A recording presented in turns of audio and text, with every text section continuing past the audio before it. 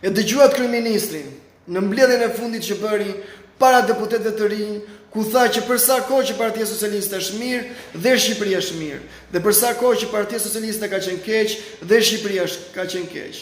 Kryeministri e ngriti Shqipërinë dhe partinë në një njëjtin nivel.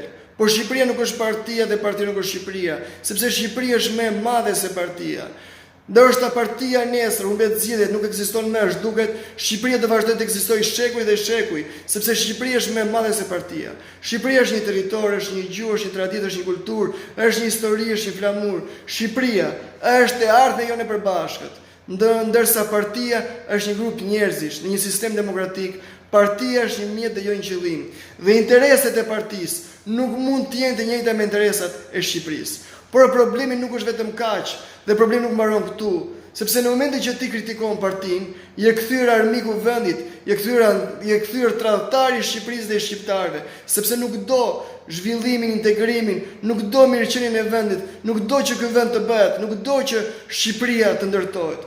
Dhe këta janë kthyer si të dërguar te Zoti, që vetëm ta dinë të bëjnë të vend, që vetëm ta dinë të qeverisin, që vetëm ta dinë të ndërtojnë të vend, që vetëm ta dinë të bëjnë të punë, dhe siç e bëjnë ta nuk e bën asnjë tjetër.